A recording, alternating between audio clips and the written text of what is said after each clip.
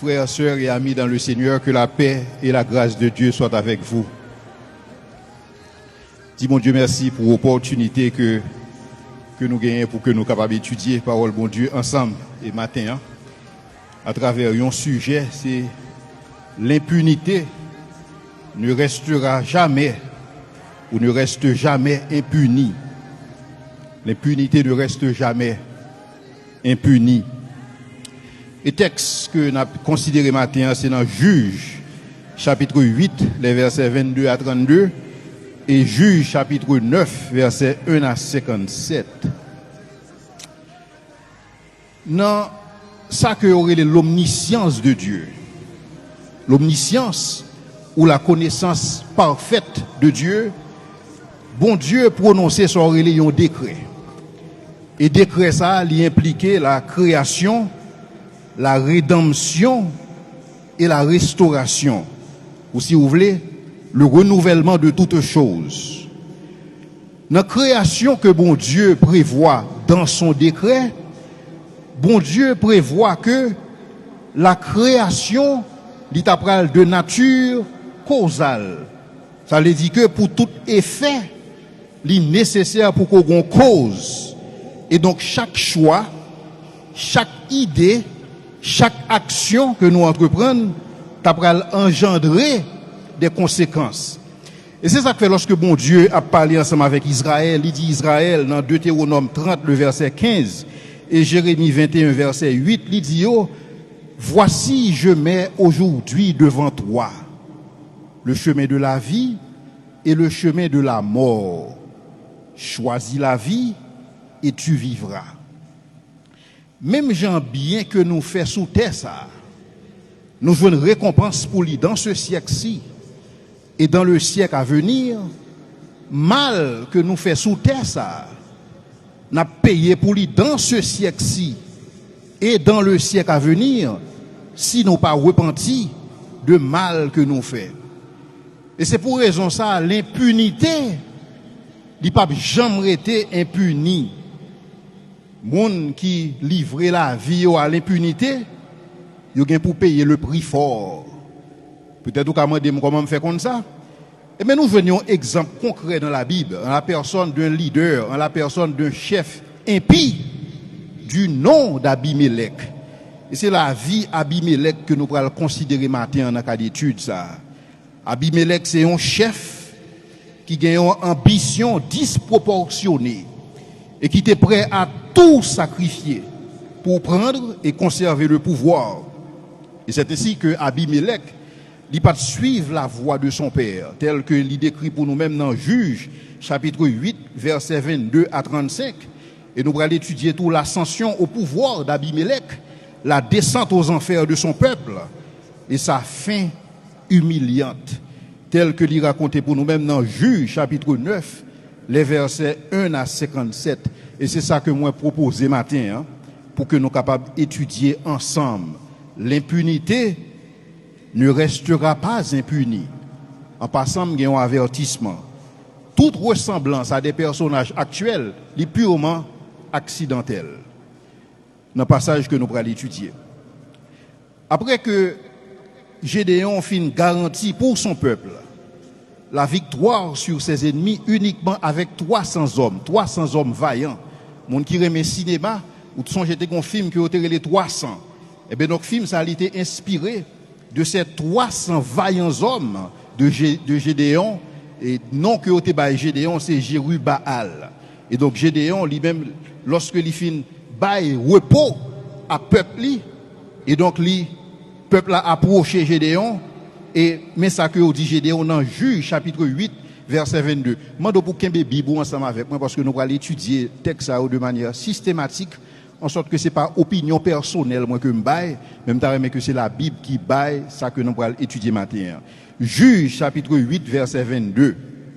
Les hommes d'Israël dirent à Gédéon, domine sur nous, et toi, et ton fils, et le fils de ton fils, car tu nous as délivrés de la main de Madian, domine sur nous.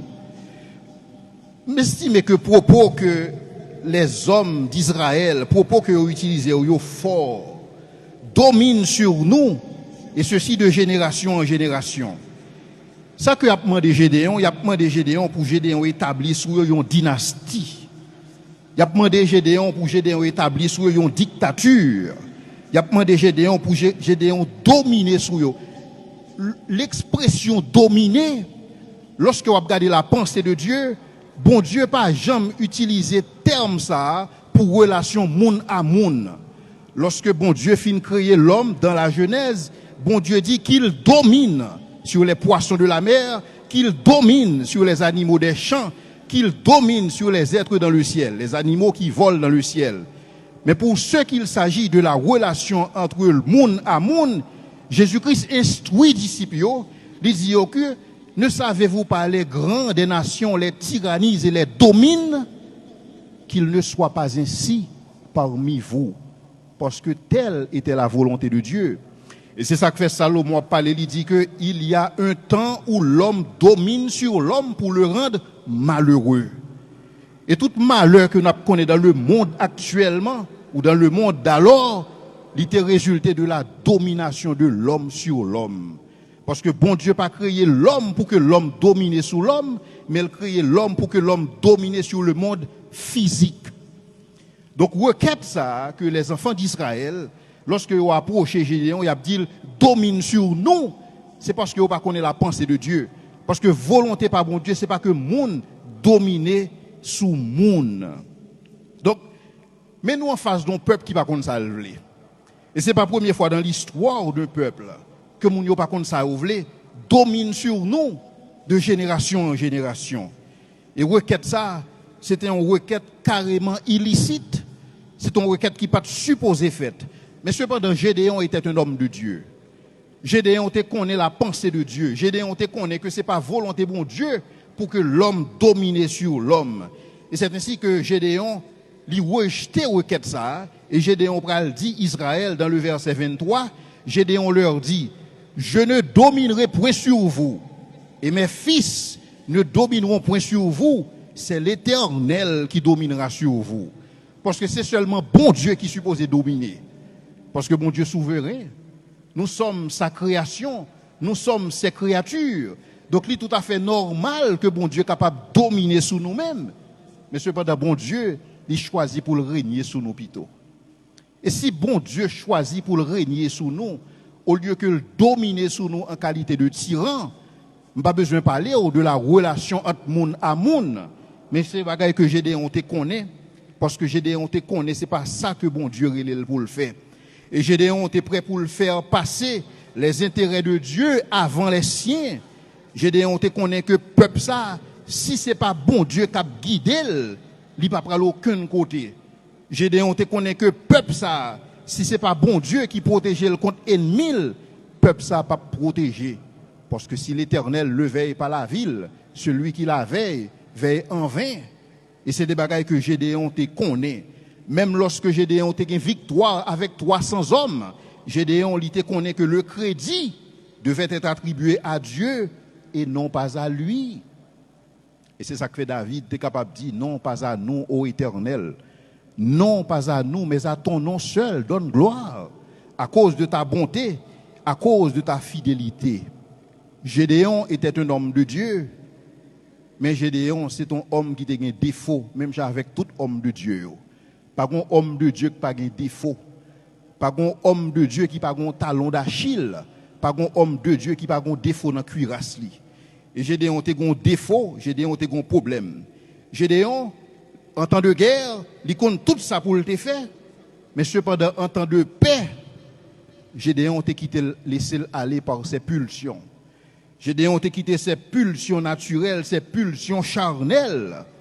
Prends le dessus. Et c'est ça qu'on arrive en pile monde. Des fois, on a l'impression qu'en pile monde, il y a une capacité pour endurer les vicissitudes de la vie. Mais pour ceux qu'il s'agit du succès, c'est toujours un problème pour eux-mêmes. Il y a une difficulté pour gérer le succès. Il y a une difficulté pour adresser le succès. Et c'est même avec David.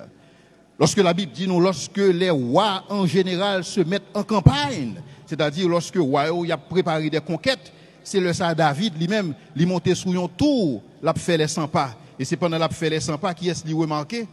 Bathsheba, qui prend douche. Au temps où les rois se mettent en campagne. Raison qui fait la Bible ajouter bagay, ça c'est pour dire que David pas supposé là. David était supposé en campagne comme tous les rois qui se respectent. Mais comme David en situation de paix, David pas capable de gérer paix ça. Et même Jean pile chrétien qui a difficulté pour gérer le succès, pour gérer la paix que bon Dieu ba yo. Et c'est ainsi que Gédéon quitté ses pulsions naturelles prend le dessus et Gédéon m'a demandé pour construire pour lui un éphod. Or, il se trouve que éphod, c'est ça que bon Dieu te bail Aaron comme instrument et pour être capable de deviner, pour être capable de connaître exactement quelle est la pensée de Dieu au niveau de l'action pour y faire. Gédéon pas un prophète, Gédéon pas un sacrificateur, Gédéon pas supposé faire un éphod. Et justement, éphod ça, il t'a pris tout nos pièges, il t'a pris tout nos idoles pour Israël lorsque on a fini toujours dans fin chapitre 22. Dans la même période ça, dans la même période de paix, Gédéon lui multipliait le nombre de ses femmes. Gédéon était grand pile femmes que l'établit et Gédéon était des concubines tout. Et il était une concubine en particulier que la Bible fait référence à elle avec toutes mesdames ça que Gédéon était gagné. Gédéon était fait 70 timons et ceci pendant une période de 40 ans. 40 ans de paix.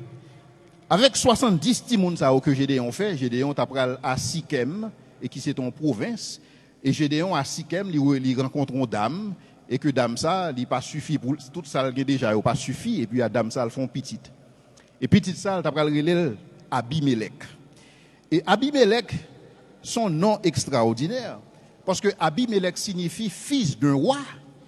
Lorsque ou font ti moun relève le fils d'un roi, alors théologiens yo gain des idées partagées à savoir qui est-ce qui bail non ça parce que lorsque Israël relève Gédéon pour dire Gédéon soit notre roi domine sur nous, Gédéon dit non, pas dominer sur nous, ni pas roi nous. C'est l'Éternel qui dominera sur vous et c'est l'Éternel qui sera votre roi. Mais cependant Gédéon compte si monde qui relève fils d'un roi.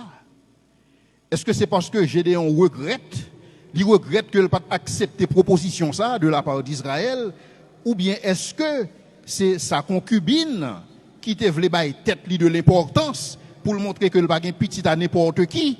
Et donc, lire les petites ça, fils d'un roi. Avec non ça que Abimelech gagnait. Alors, faut me dire, à cette époque, lorsqu'on sont concubines, ou pas habiter la caille leader principal, la caille chef là. En général, ou habiter à part, ou capable dans l'autre ville. Maintenant, chef ça, Timoun capable habiter ensemble avec lui, c'est seulement Timoun légitime, les femmes. Timoun que le fait avec madame, il marié ensemble avec eux. Mais pour les concubines, ils même toujours dehors. Donc, il n'y a pas de relation ensemble avec, et si vous voulez, la maison royale, ou il y a la maison côté chef là lui-même l'a dirigé. Et c'est ça que fait. Type de Timoun, ça, il est toujours levé avec un sentiment d'infériorité. Un sentiment que, il n'y a pas même gens avec l'autre. Et c'est ça que fait Abimelech levé avec un sentiment d'infériorité que le pas jamais arrivé dompter dans la ville. Et c'est ça que fait Abimelech l'a levé avec l'idée que m'bral faire ouais ça mieux. M'bral faire ouais ça m'cailler. Et déjà aurait les fils d'un roi, m'bral prouver que moi et m'bral accéder au trône par tous les moyens nécessaires et m'bral conserver pouvoir ça par tous les moyens nécessaires pour m'ka faire ouais ça ou pas espérer c'est limier. Est-ce que nous avons idée que Abimelech a levé? Donc nous avons un type de monde que Abimelech pral devenu. Nous pral rendre nous compte que Abimelech c'est monde qui plus dangereux dans l'histoire des enfants d'Israël. Abimelech son tyran et c'est ça que fait les théologiens souvent ils considèrent Abimelech comme un antéchrist de l'Ancien Testament.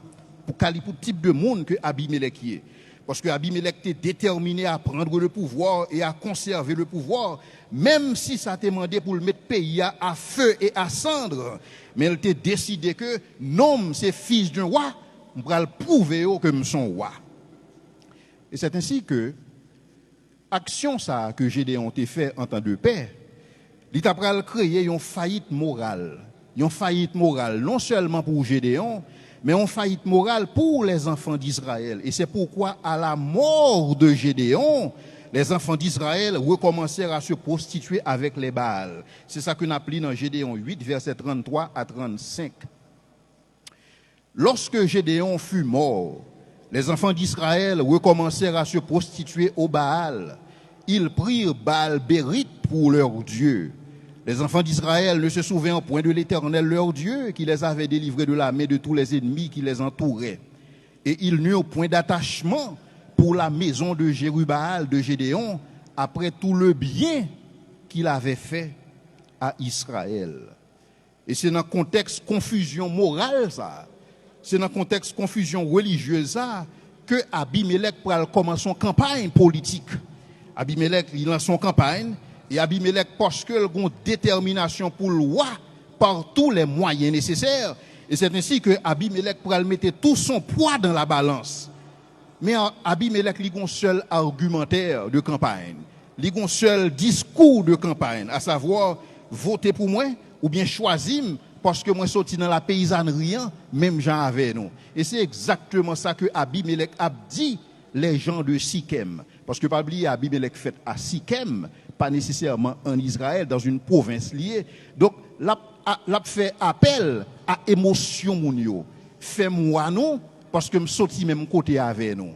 Fais-moi nous, parce que, justement, moi, c'est frères nous, choisim dans ce sens-là. Choisim au lieu des 70 fils de Jérubbaal, et qui aussi étaient ses demi-frères. C'est ça que nous appelons dans le verset 3, que va faire nous commencer à partir du verset 1er.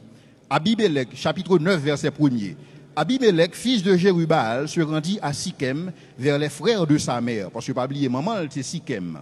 Et voici comment il leur parla, ainsi qu'à toute la famille de la maison du père de sa mère. Dites, je vous prie, aux oreilles de tous les habitants de Sichem, c'est-à-dire Alba et nouvelle pour lui. C'est comme si sur Facebook, l'a monté sur les réseaux sociaux, l'a créé un système de communication pour le faire campagne. Dites, je vous prie, aux oreilles de tous les habitants de Sichem, vaut-il mieux pour vous que 70 hommes, tous fils de Jérubbaal, dominent sur vous? Parce que c'est ça, c'est mot ça qui est intéressant. Dominer. Vaut-il mieux pour vous que 70 hommes, tous fils de Jérubbaal, dominent sur vous, ou qu'un seul homme domine sur vous? Et souvenez-vous que je suis os et votre chair. Je suis votre os et je suis votre chair. Les frères de sa mère répétèrent pour lui toutes ces paroles aux oreilles de tous les habitants de Sichem. Et leur cœur, parce que ce sont questions émotionnelles qu'a dit là. Vous regardez bien,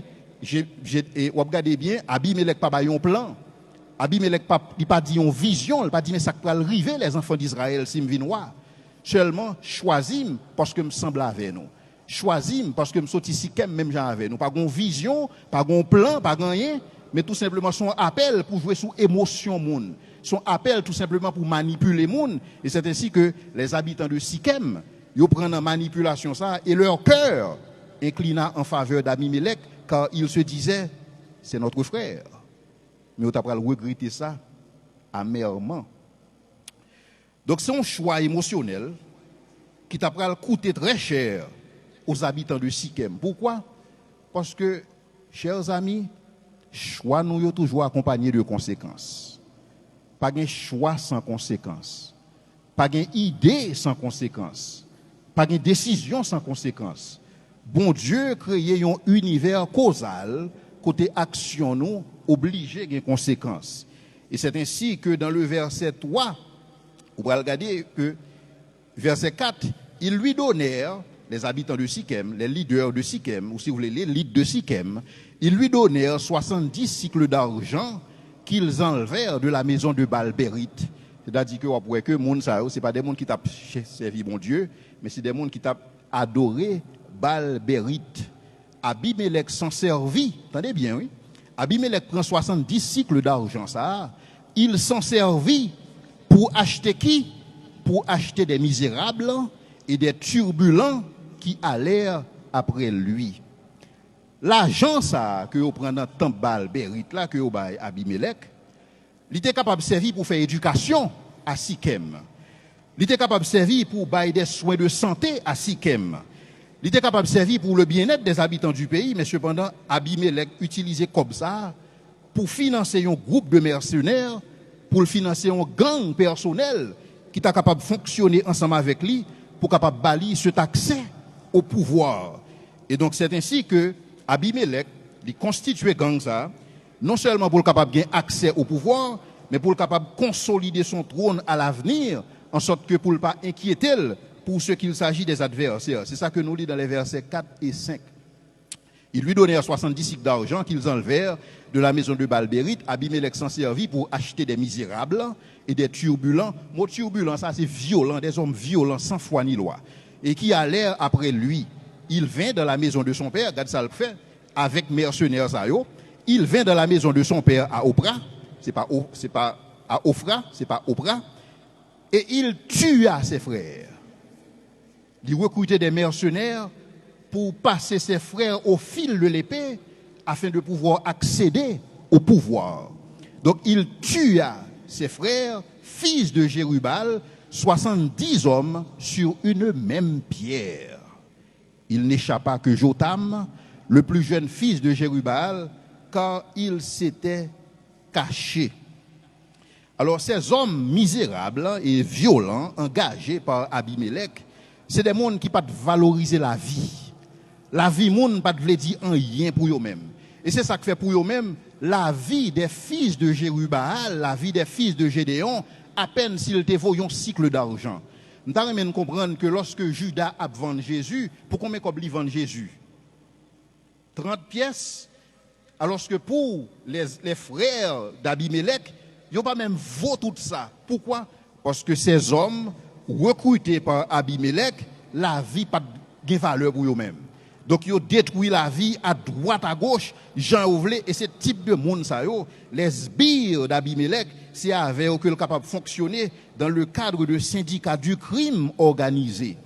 Mais cependant, l'un des fils de Gédéon, Jotam, et qui lui-même il prend la fuite pour être capable d'échapper à ce massacre. Et qui me dit nous en passant que massacre ça que Abimelech fait, côté lui égorger ses 69 frères, ses 60 parce que Jotam sauvé. Le fait que la Bible dit 70, c'est tout simplement auteur Bible ils toujours arrondi chiffre ou du moins pour capable montrer que massacre était total, massacre était complète. C'est même genre lorsque Paul a parlé, Paul dit que Jésus-Christ, lorsque il ressuscité vivant dans la mort, il est apparu aux 12. Mais nous ne connaissons pas 12 Judas pas là. Mais c'est le nom, les 12 apôtres. Donc c'est même Jean, lorsque il a parlé, on dit les 60, Abimelech tua les 70 fils de Jérubal, mais ce n'est pas de 70, c'est 69, parce que Jotam était sauvé. Mais lorsque il a fait massacre, ça, il a fait sous une pierre, un gros roche. Parce que pour qui ça? C'est une cérémonie que il a fait. C'était des sacrifices humains que il a fait pour être capable de consolider le pouvoir et pour être capable d'offrir, si vous voulez, à Balbérite, ces 69 hommes pour être capable de consolider le pouvoir. Parce que pour lui-même, parce que pour gagner pouvoir, ça, il faut mettre grand monde sur. Ouais, il faut mettre grand monde sur. Vous pas capable de monter dans le pouvoir n'importe quelle façon. Et donc, pour ce faire, il sacrifier ces 70 fils de Jérubal dans le cadre d'un rite, dans le cadre d'une cérémonie, ou capable de dire démoniaque. Et c'est ainsi que il tuait les 70 fils de Jérubal. Maintenant que il n'y a pas de rival, pas de monde qui est capable d'inquiéter, parce que Kounia là, pas oublier que dernier juge que c'était Gédéon, puisque Gédéon mourit, et les fils de Gédéon sont aussi morts, qui est-ce qui était Kounia là? Abimelech. Donc pas de l'autre alternative encore. Donc Kounia pas d'inquiétude encore. Donc Abimelech, maintenant il prend pouvoir. Et c'est ainsi que il va organiser dans le verset 6, une cérémonie d'investiture pour Abimelech. Et qui côté il va le faire encore? Il va le faire dans un lieu qui est sacré.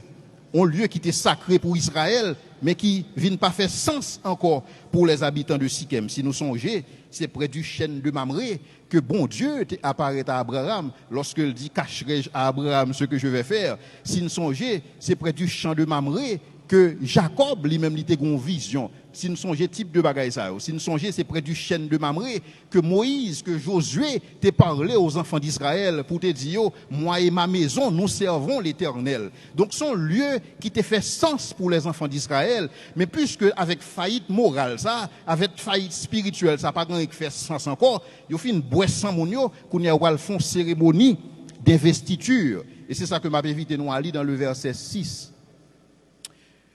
Tous les habitants de Sichem et toute la maison de Milo se rassemblèrent et ils vinrent et proclamèrent roi Abimelech près du chêne planté dans Sichem. Et verset 7. Et Jotam en fut informé, il alla se placer sur le sommet de la montagne de Garizim, et voici qu'il leur cria à haute voix, « Écoutez-moi, habitants de Sichem, et que Dieu vous écoute. » Donc lorsque Jotam, qui finit sauver pour sauver ville, et il a placé sur le mont Garizim. Le mont Garizim, c'est un mont extraordinaire. C'est sur le mont Garizim que Moïse était campé pour te prononcer les paroles de bénédiction en faveur des enfants d'Israël.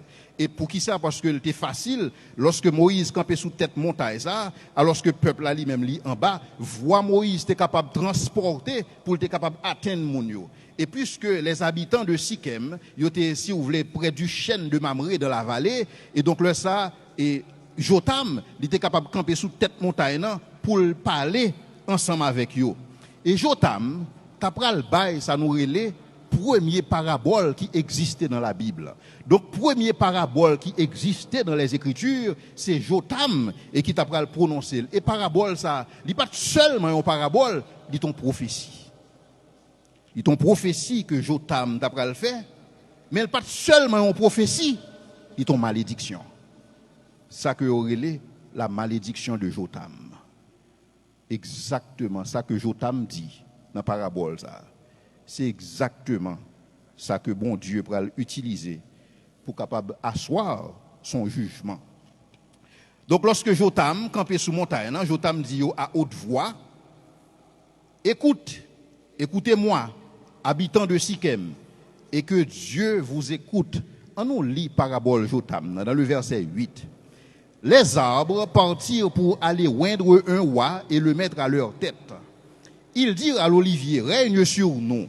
Mais l'olivier leur répondit, renoncerai-je à mon huile qui m'assure les hommages de Dieu et des hommes pour aller planer sur les arbres? Et les arbres dirent au figuier, viens-toi, règne sur nous. Mais le figuier leur répondit, renoncerai-je à ma douceur et à mon excellence et à mon excellent fruit pour aller planer sur les arbres?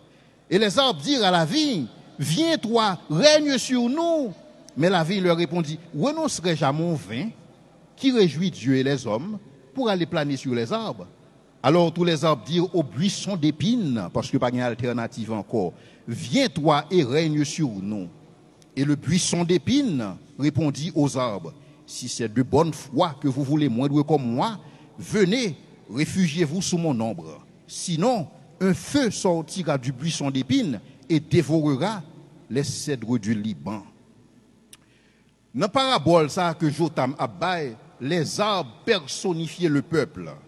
Donc, le peuple sortit pour aller oindre un roi, pour aller mettre un roi à leur tête.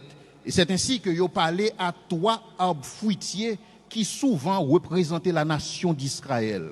Yo parlait à l'olivier, yo parlait au figuier, yo parlait à la vigne. Il se trouve que ces trois arbres fruitiers, c'est des arbres qui baillent fruits de manière certaine. C'est des arbres, capable de dire, qui sont productifs. Parce qu'ils ont une tradition pour bailler fruits, ils ont une tradition pour délivrer la marchandise.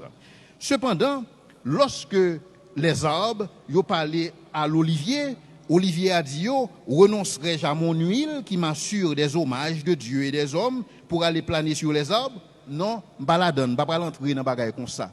Je ne vais pas dans la politique. Lorsque il parlait au figuier, le figuier lui dit, renoncerai-je à ma douceur et à mon excellent fruit pour aller planer sur les arbres? Je ne vais pas dans la politique, je ne vais pas dans bagaille comme ça. Et il faut me dire, non, c'est, quand on parle de l'olivier, le figuier et la vigne, ce sont des arbres qui souvent sont considérés comme spirituels dans la culture d'Israël. C'est comme si les enfants spirituels, les enfants de lumière, ils ne sont pas intéressés dans les bagailles comme ça, ils ne sont pas intéressés dans les affaires de la société. Et lorsqu'il parlait à la vigne, il dit, la vigne répondit, renoncerai-je à mon vin qui réjouit Dieu et les hommes pour aller planer sur les arbres? Parce que lorsque les arbres, ils parlaient à l'olivier, le figuier et la vigne, pour pied bois ça, quoique c'est des pieds bois qui productifs, qui étaient capables de faire la différence, mais pour eux, le sacrifice était trop grand. Pour eux, le prix était trop élevé, trop fort à payer. Pour qui ça? Parce qu'ils étaient bien établis déjà dans la fonction. Ils étaient bien établis dans leur sphère d'activité. Et c'est ça que fait Olivier a dit, est-ce que je peux quitter l'huile, moi? T'as coulé si douce. pour que mal planer sur les arbres. Et c'est ça que figuier a dit, est-ce que m'a quitter fruit que m'a bail qui douce pour mal n'a planer sur les arbres, pour mal régner sur les arbres. Et lorsque elle parlait à Vinan dit que moi-même qui réjouir le cœur de Dieu et des hommes, est-ce que m'bral quitter pour mal n'a planer sur les arbres parce que pour eux le prix était trop fort. Donc régner sur les arbres et leur importait peu. Et c'est ainsi que Jotam dit dans l'histoire que, ironiquement, ces arbres fruitiers qui pas de régner, c'est-à-dire qui pas de prendre position de leadership, mais la réalité c'est que si ces arbres fruitiers, si l'olivier, si la vigne, si le figuier, qui a une réputation d'être productive, si ils te prennent en position de leadership, avec leur leadership rigoureux et leur sens de la discipline, ça qui justement te contribue à leur réussite personnelle, m'bo garanti pied bois ou t'a levé derrière eux parce que vous pas besoin de monde qui a rigueur pour diriger eux. Vous pas besoin de monde qui rectiligne pour diriger eux. Vous pas besoin de monde qui droite pour diriger eux. Au contraire, vous voulez monde, vous voulez le laisser faire, vous voulez le laisser aller, vous voulez le népotisme, vous voulez la corruption, vous voulez l'impunité.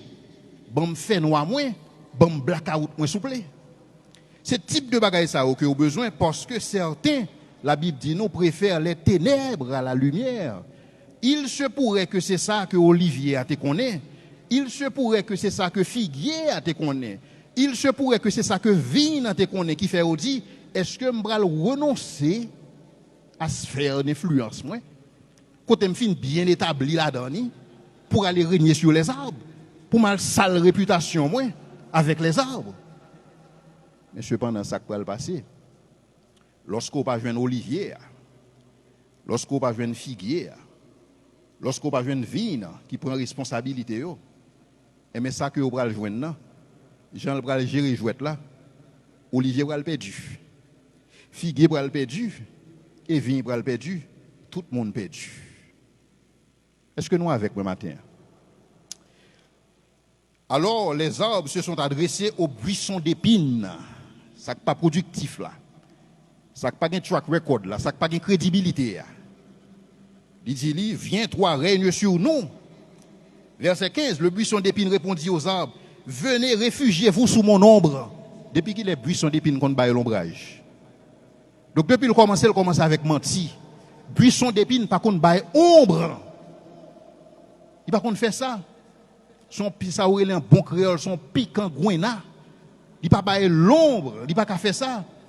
Et c'est ça que depuis lorsque le commencer c'est avec menti, venez vous réfugier sous mon ombre. Quand on joue dans ombre ça pas dans nature un buisson d'épines pour le bailler ombre. Et c'est ça que fait nous capable de dire que le commencer avec les arbres sous un mauvais pied parce que un buisson d'épines pas capable de bailler l'ombrage et donc pas un côté pour réfugier en balle. Et donc, buisson d'épines, il promet ça que le pas capable de bailler, il promet ça que le pas capable de délivrer, et ça que le pas jamais capable de délivrer. Il ne fait que s'appuyer sur le mensonge et aussi sur la menace. T'as des menaces que le bras le fait. Et s'il ne pas choisi, sinon un feu sortira du buisson d'épines et dévorera les cèdres du Liban.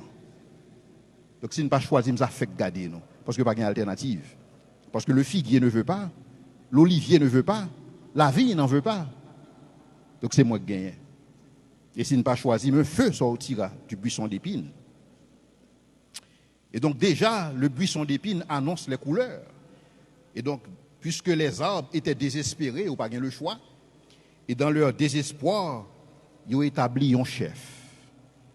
Voilà la parabole de Jotam.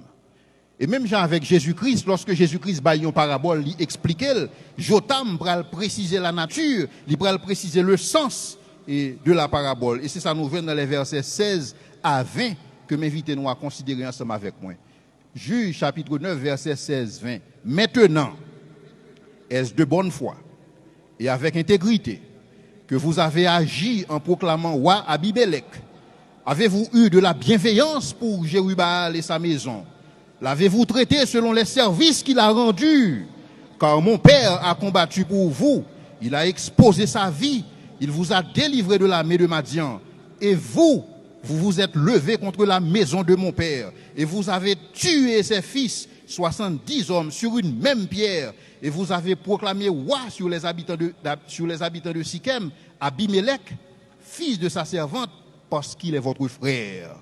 Tout simplement parce qu'il ressemble à nous. Verset 19. Si c'est de bonne foi et avec intégrité, quand ce jour vous avez agi envers Jérubal et sa maison, eh bien, qu'Abimelech fasse votre joie et que vous fassiez aussi la sienne. Sinon, mes malédictions, sinon qu'un feu sorte d'Abimelech et dévore les habitants de Sichem et la maison de Milo, et qu'un feu sorte des habitants de Sichem et de la maison de Milo et dévore Abimelech.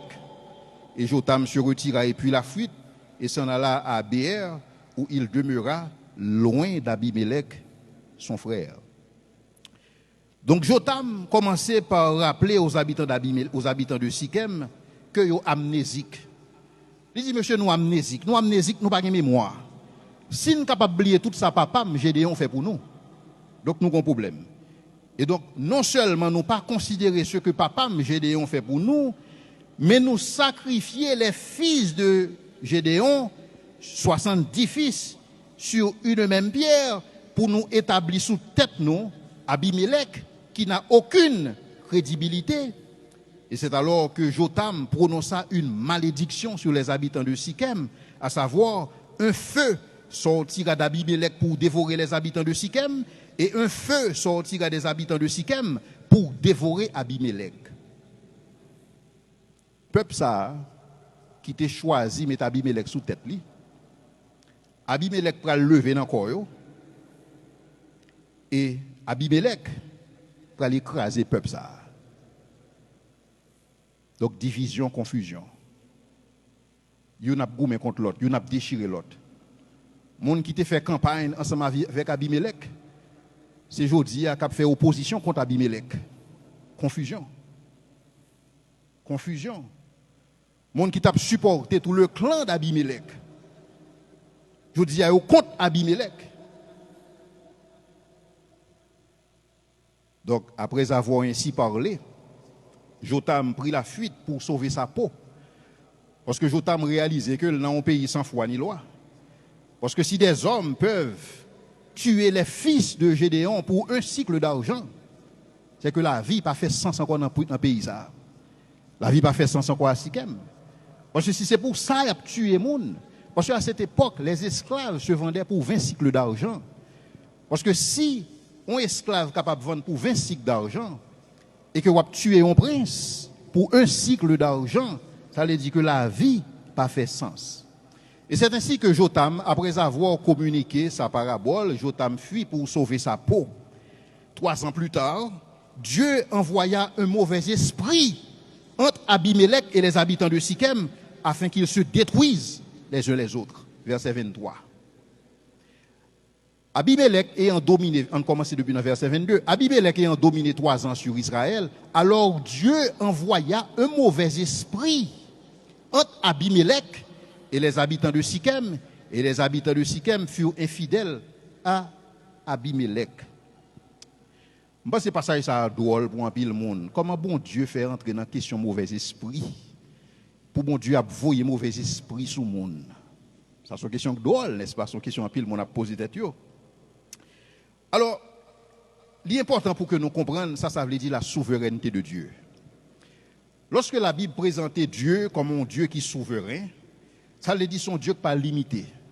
Il n'est pas limité par le monde physique, il n'est pas limité par le monde invisible, il n'est pas limité par les anges, il n'est pas limité par les démons. Tout est au service de Dieu. Est-ce que nous là? Bon Dieu n'est pas limité. Et c'est ça que fait, lorsque bon Dieu voulu détruire Akab, bon Dieu lui siégeait au milieu des êtres surnaturels, ou capable de des anges si vous voulez, mais tout pas nécessairement des anges. Lorsque le siégeait, il dit, qui est ce monde qui pourra séduire Akab pour le capable de monter à Ramoth en Galade? Et là, ça, bons anges, ont l'impression que, par contre, comment pour séduire le monde, ce n'est pas business. Mais la Bible dit qu'il y a un mauvais esprit présenté dans l'assemblée et qui dit, bon Dieu, moi-même, je vais le séduire à Akab pour même. Bon Dieu dit, comment on va le faire? Monsieur dit que je vais tourner un esprit de mensonge dans la bouche des prophètes d'Akab pour que Akab capable de monter. Bon Dieu dit exactement où m'est allé. Nous avons affaire à un Dieu souverain bien-aimé. Satan, que nous considérons notre ennemi, effectivement c'est notre ennemi, mais Satan au service de Dieu. Satan, bon Dieu, pas limité lui-même en termes de puissance, en termes de ça que est capable de faire. Et pour ces êtres spirituels-là, ils ne sont pas capables de faire rien sans avoir la permission de Dieu. Et c'est ça que fait lorsque bon Dieu prend conseil ensemble avec des êtres surnaturels, qu'on est capable de des anges tout, mais pas nécessairement tous des anges. Et que bon Dieu, ouais, Satan, l'adversaire qui présentait. Parce que Satan, ce n'est pas non, un être. Satan, son titre, qui signifie adversaire, son procureur. Donc, il est là tout simplement pour accuser. Et lorsque Satan dit, et moi-même, moi, je parcours toute la thème, je regarder toute bagaille, et puis bon Dieu dit, as-tu remarqué mon serviteur Job? Il est intégré droit. Il n'y a personne qui soit comme lui sur la terre. Un homme craignant Dieu et se détournant du mal. Et puis Satan dit, mon cher, on va connaître ça. Ouais, ça, c'est pour intérêt dans l'évangile. Pour intérêt l'observer. Si ou pas de balle toute bagaille ça, on peut garantir pas t'observer. Et sous qui ton bagaille rivé, on peut garantir la maudire en face. Bon Dieu dit Satan. OK. Al vérifier monsieur, al tester. Parce que Satan n'a pas de pouvoir pour le tester Job sans permission. Qui est ce monde qui est capable de manier un serviteur bon Dieu sans permission? Et c'est ça que Jésus dit que toutes cheveux nous compter. Toutes cheveux nous compter. Ou à tomber lorsque mission finie, mais aussi longtemps que vous en mission, rien va arriver.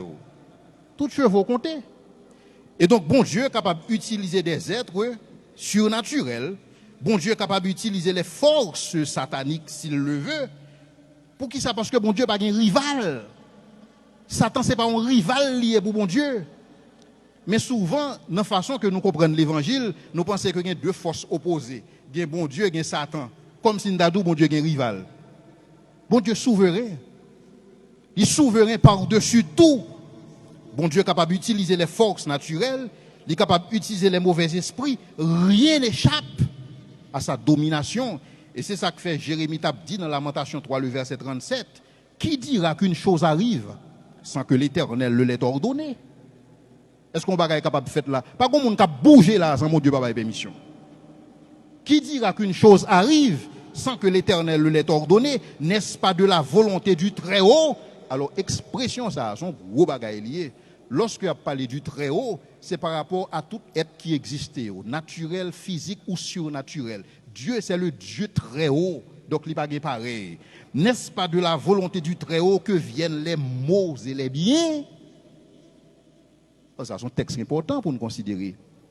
N'est-ce pas de la volonté de Dieu que viennent les maux et les biens? Donc Dieu, il devait juger Abimelech et les habitants de Sichem pour leurs crimes. Et pour ce faire, bon Dieu t'a utilisé un mauvais esprit et qui était capable de semer la pagaille parmi les hommes. Et donc bon Dieu t'a tout simplement quitté mauvais esprit à agir dans sa volonté permissive. Pour qui ça? Parce que le mauvais esprit était prédisposé pour le faire ça. Il était prédisposé pour le faire mauvais bagaille parce que son mauvais esprit. Puisque c'est lui prédisposé pour faire mauvais bagaille, et bien donc c'est un mauvais bagaille ça que bon Dieu servit pour l'accomplir bulle. Dans le sens que bon Dieu lui suscitait même le méchant pour accomplir ses desseins. Parce que Dieu a tout fait pour un but. Même le méchant.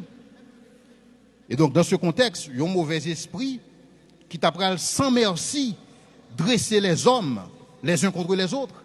Et c'est ainsi que Abimelech levé contre les habitants de Sichem et les habitants de Sichem levés contre Abimelech. Et c'est ainsi que Abimelech, lorsque les habitants de Sichem ont gardé bagaille ça, et donc ils ont réalisé que c'est ainsi que Abimelech, avec sa bande armée, et qui peut valoriser la vie monde, particulièrement la vie des fils de Gédéon, et c'est ainsi que la vie à Sichem pas de valeur d'une manière générale, parce que tout le monde a tomber, afin que l'impunité ne reste pas impunie. Et c'est ça que nous lisons dans le verset 24, afin que la violence commise sur les 70 fils de Jérubal reçut son châtiment et que leur sang retomba sur Abimelech, leur frère, qui les avait tués et sur les habitants de Sichem qu'il avait aidé à tuer ses frères. Maintenant, puisque Abimelech était un propre gang pâle, nous sommes au commencement, c'est parce que lorsque c'est 70 cycles d'argent, il recrutait des hommes misérables, des hommes violents, des hommes tumultueux, il recrutait, il était un propre gang pâle.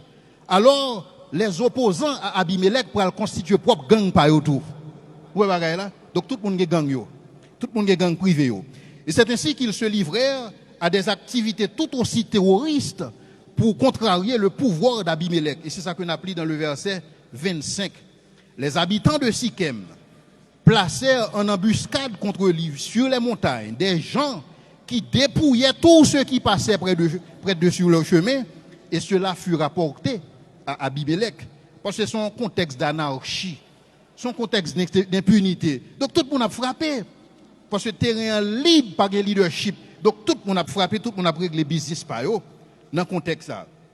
Et c'est ainsi que, étant placé, lorsque vous regardez les zones ça, qui c'est Sichem, non? Pas oublier Sichem, il est placé entre deux monts, le mont Garizim et le mont Nébal. Et dans la zone ça que le placé, c'est une zone stratégique pour le commerce national et international avec les autres peuples. Donc automatiquement, les opposants de Abimelech, ils ont placé sous monde ça pour dépouiller monde qui a passé. Donc là ça qui ça veut dire? Ça veut dire commerce, business vient pas capable de faire encore, et parce que business pas capable de faire, taxe pas capable payer, donc vient gon manque à gagner pour Abimelech. Donc pour qui ça vous voulez contrarier le pouvoir d'Abimelech. Et c'est ainsi que pendant que ça a fait, l'un des opposants d'Abimelech, et du nom de l'un des opposants à Abimelech, du nom de Gal, monsieur lui-même monsieur affichait ouvertement sa volonté de renverser le pouvoir d'Abimelech si seulement il était le support des gens du peuple. Et c'est ça qu'on appelle dans le verset 28-29. Verset 28-29. On prend verset 27 là parce que nous pas de fin. On prend verset 25-26. Gal, fils d'Ebed, vint avec ses frères et ils passèrent à Sichem. Les habitants de Sichem eurent confiance en lui. Ils sortirent dans la campagne, vendangèrent leurs vignes, foulèrent les raisins et se livrèrent à des réjouissances. Ils entrèrent dans la maison de leur Dieu et ils mangèrent et burent et ils maudirent Abimelech. Gal, fils d'Ebed, disait: qui est Abimelech? Et qu'est Sichem pour que nous servions Abimelech? N'est-il pas fils de Jérubal? Et Zébul, n'est-il pas son commissaire? Servez les hommes de Hamor, père de Sichem. Mais nous, pourquoi servions-nous Abimelech? Oh, si j'étais ce peuple, je renverserais Abimelech. Mais cependant, Gal oubliait qu'il était fait campagne ensemble avec Abimelech. Gal oubliait qu'il était fait partie de cette troupe d'Abimelech. Mais cependant, je dis, monsieur dit, si nous étions en place Abimelech, nous avons fait mieux. Nous avons un meilleur dirigeant que Abimelech. Mais cependant, il n'a pas réalisé qu'il était là déjà avant Abimelech et il était avec Abimelech en campagne. Et il disait d'Abimelech: renforce ton armée et mets-toi en marche. Malheureusement pour Gal, son mouvement fut infiltré par un agent double. Alors, lorsqu'on appelle l'épisode, ça, vous avez l'impression que c'est un film que vous regardez dans le cinéma. Par contre, qui est-ce qui a l'impression que c'est un film que vous appelez là? Non? Qui a l'impression que c'est tout un déroulement. C'est une belle histoire, c'est une histoire très dépressive tout dans la Bible. C'est une histoire qui est déprimante dans la Bible, mais c'est une belle histoire.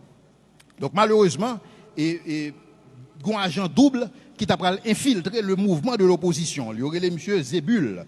Et Zébul, monsieur t'a alimenté en information et Abimelech égal. Donc, son agent double. Là-bas, information tri-bord.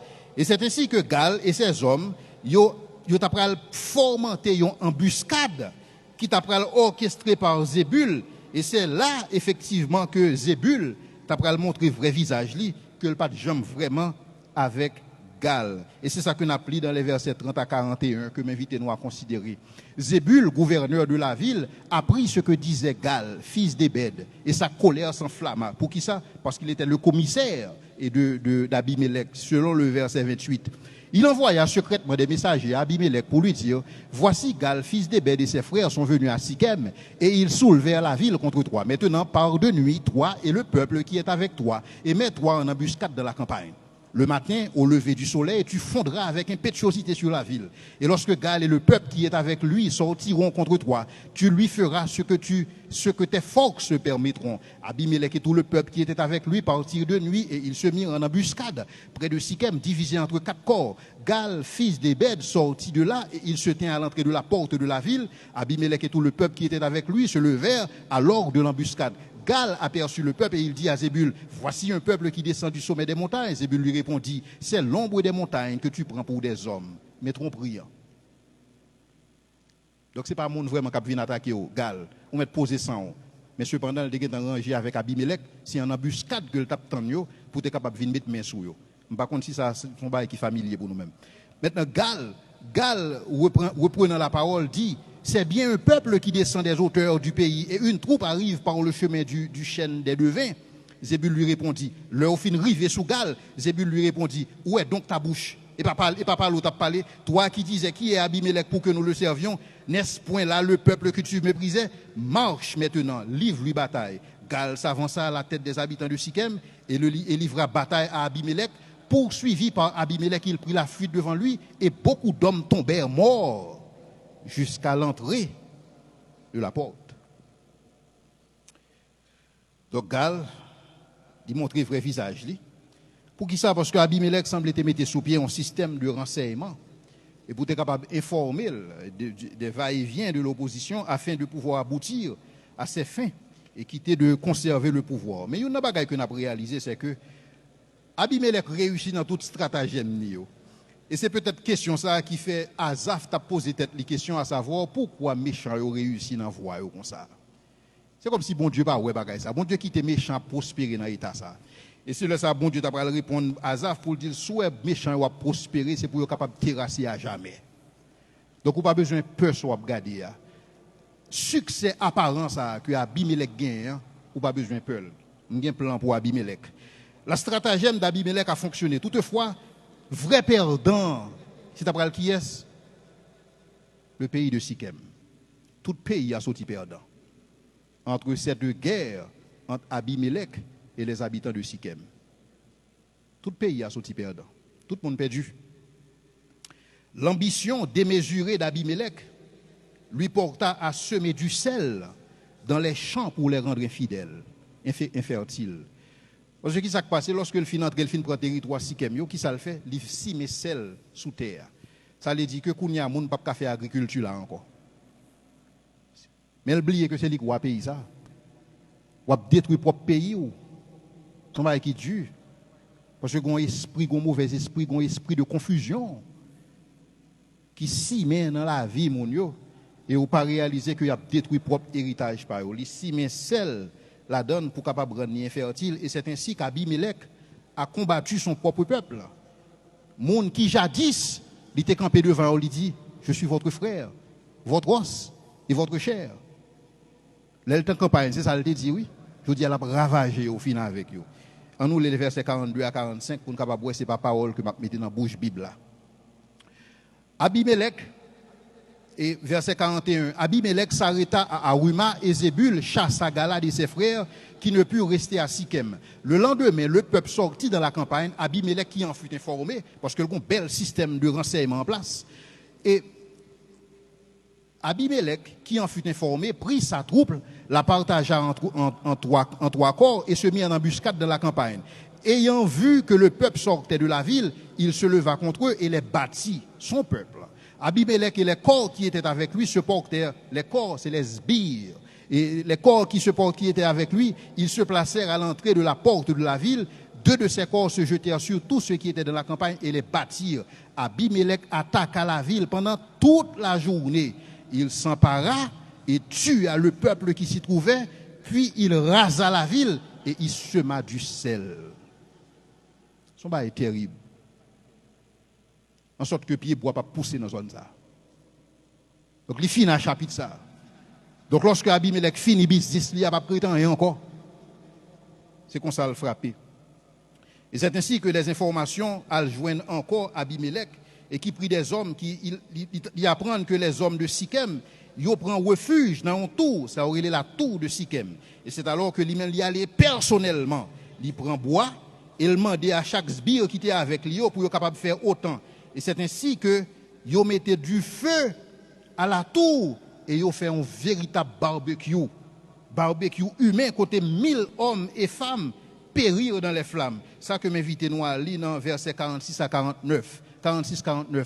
Abimelech attaqua la ville pendant toute la journée et il s'empara et tua le peuple qui s'y trouvait. N'oubliez pas, c'est son peuple, c'est pas un peuple ennemi, c'est son peuple. Il tua le peuple qui s'y trouvait, puis il rasa la ville et y mit du sel. À cette nouvelle, verset 46, tous les habitants de la tour de Sichem se rendirent dans la forteresse, dans la maison du dieu Bérite, parce qu'ils n'ont pas servi bon Dieu, ils n'ont pas de refuge dans bon Dieu face à Abimelech qui l'a gagné encore.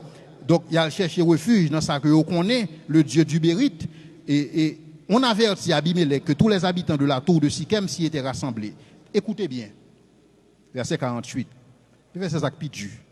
Alors Abimelech monta sur la montagne de Salmon, lui et tout le peuple qui était avec lui. Il prit en main une hache, coupa une branche d'arbre, l'enleva et le mit sur son épaule. Et ensuite il dit au peuple qui était avec lui, vous avez vu ce que j'ai fait, hâtez-vous de faire comme moi. Et verset 49, et ils coupèrent chacun une branche et suivirent Abimelech. Ils placèrent les branches contre la forteresse, ils l'incendièrent avec ceux qui étaient. Ainsi périrent tous les gens de la tour de Sichem au nombre d'environ 1000 hommes et femmes, tout tourné barbecue. Donc Abimelech, respirant encore la menace et le meurtre, et c'est ainsi que l'a dirigé contre l'autre ville, une ville du nom de Thébès, parce qu'il était apprendre que Thébès voulait supporter les habitants de Sichem. Et c'est alors que l'y assiégé ville ça, et les habitants de Sichem, ils ont eu la même réaction. Même les habitants de Thébès, ils ont eu la même réaction avec les habitants de Sichem. Puisque ouais Abimelech derrière, donc ils ont même abrité dans une tour, la tour de Thébès. Mais c'est bien compté mal calculé. Donc ils se réfugiaient dans une tour et s'y enfermèrent. Et c'est ainsi que Abimelech a prêté pour le faire même bagaille là, pour le faire l'autre barbecue humain encore. Mais cependant, bon Dieu t'a décidé pour ça pas fait moi-même. Pour Dieu t'a décidé que le d'abord mettre un terme à tout cela, à toute cette mascarade. Donc il parvint jusqu'à la porte de la tour pour y mettre le feu. Et c'est alors qu'une femme jeta une pierre de meule, de moulin, qui lui brisa le crâne. Ainsi finit Abimelech, que m'invitez-nous à considérer dans les versets 50 à 53. Abimelech marcha contre Thébès, il assiégea Thébès et s'en empara. Il y avait au milieu de la ville une forte tour où se réfugièrent tous les habitants de la ville, hommes et femmes.